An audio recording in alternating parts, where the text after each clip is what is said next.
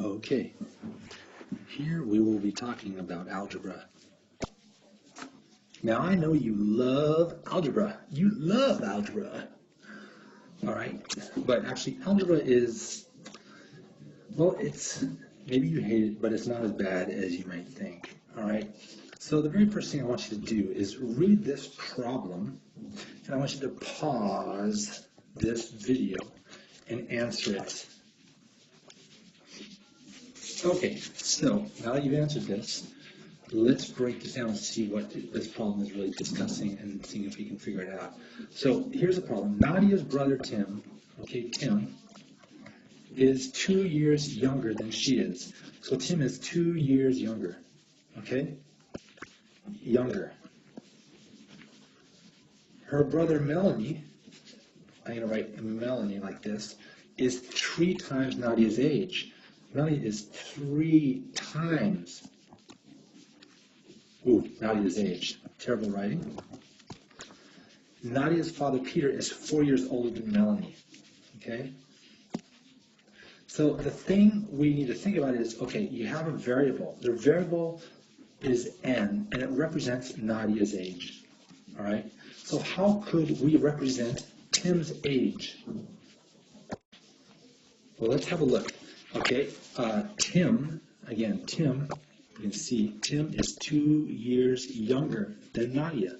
Okay, so if Nadia is represented by an n, let's put that n here. Okay, Tim is 2 years younger than she is.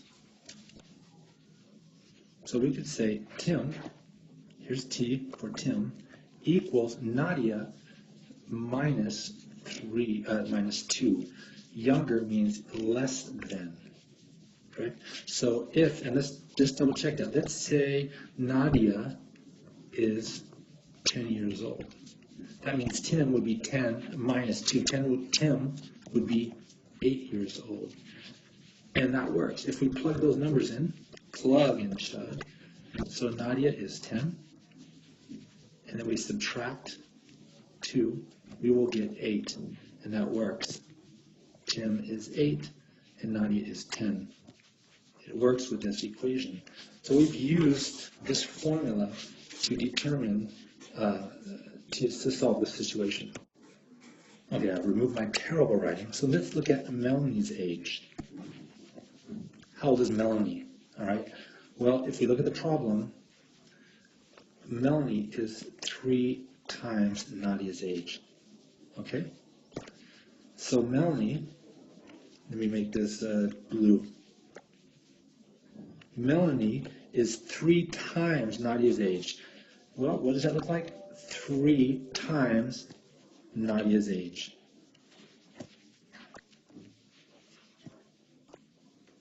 And now let's see. Okay, so let's say we discussed before that Nadia is 10. Okay, so we said Nadia is 10. So let's plug that in. What would be 3 times 10? That would be 30, right? 3 times n, 3 times 10 equals 30. So this works. And I want to just show you one other thing, how we write this, and it's very important, okay? And you're going to find it in the next slide. We don't need to put that times symbol. We can just combine 3 and n so that Melanie equals 3n. All right, this is how we could write that, which determines the age of Melanie. Just like this is how n minus 2, how we can write that algebra to show the age of Tim. So Peter, maybe now you can figure out Peter if you haven't already. Peter is 4 years older than Melanie. Okay, let's try and figure this one out.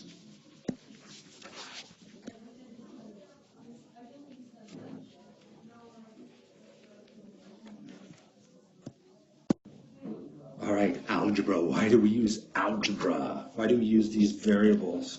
Okay, you got to think of variables like the weather. We don't know what it's going to be. We don't know if it's going to rain, or on a day where the weather is variable, we don't know what it's going to do. It could rain, it could be sunny. Okay, so that variables are used in mathematical expressions. So here's a rectangle. All right. Now we know that a rectangle, the area of a rectangle, is length times width. You guys know that. We've gone over that a million times. Length times width. So if the length is 6, the width is 3, the area will be 6 times 3, which equals 18. Okay, centimeters squared. This is centimeters. Right? So that's why we use these variables. Now, let's look at some of the ways we write algebra. Algebraic notation. Notation is how we write it. Okay? First of all, we leave out, and you've seen me doing this before, the x signs. We leave out the multiplication signs between quantities. In other words, if I was going to say 2 times t, we would say 2t. Okay? The other thing we do is we write numerals first. Okay? In other words, here there's a 2 and a t. I did not write it like this, t2.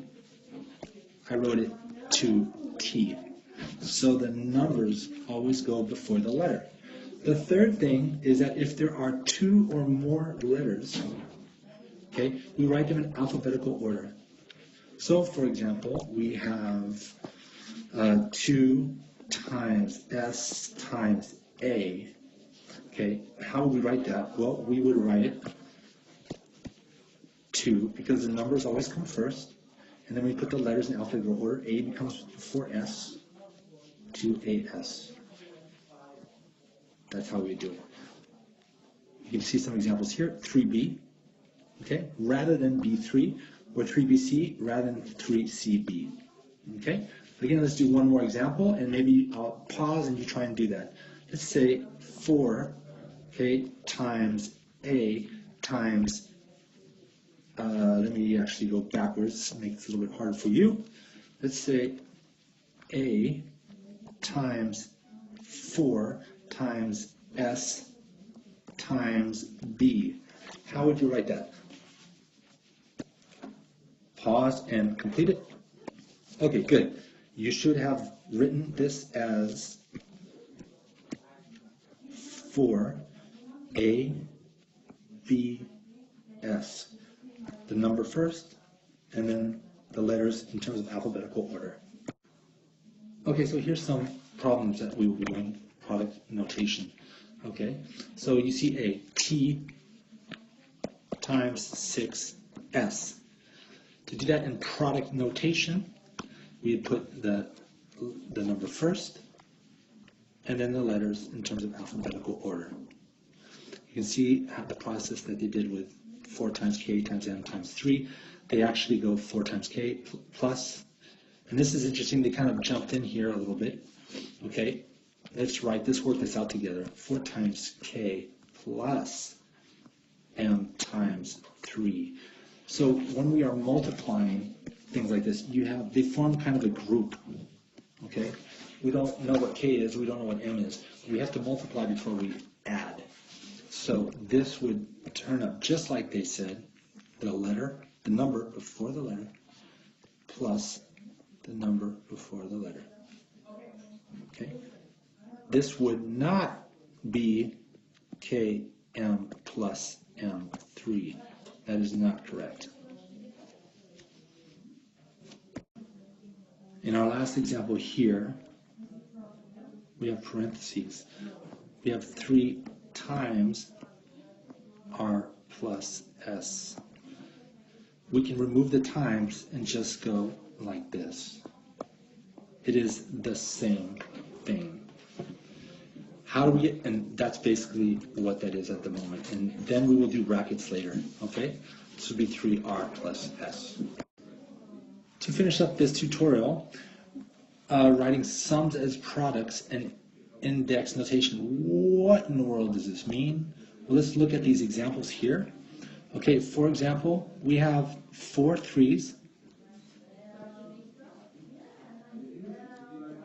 Okay, those 4 3s is the same as 4 times 3.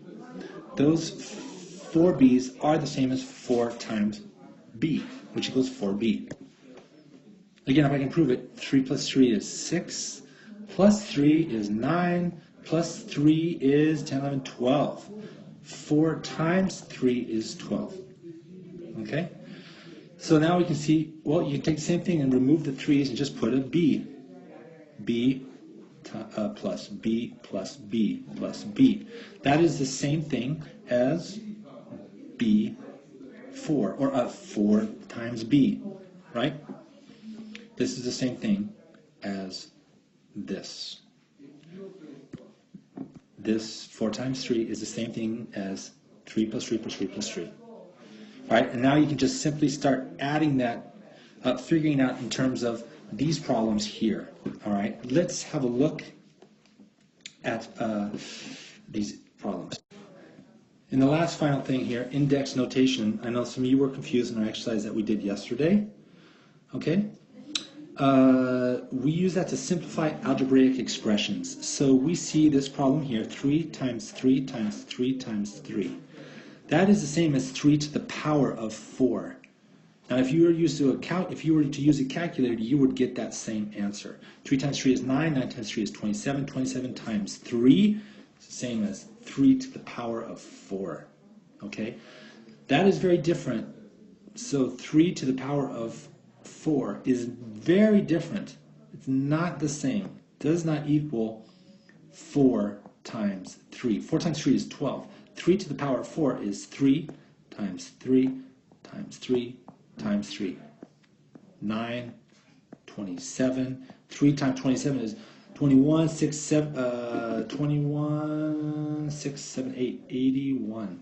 Okay, so 3 to the power of 4 is 81. 4 times 3 is 12. Very big difference. So if you look at these examples here, we have 8 times 2 B's and 3 A's. And you can just look at it this way. 8 times 3 A's and 2 B's.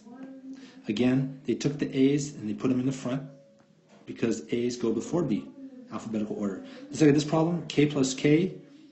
There's 2 K's, okay? K plus K is 2 K's. In other words, K was 3, that would be 3 plus 3, which equals 6, or 2 times 3 is 6.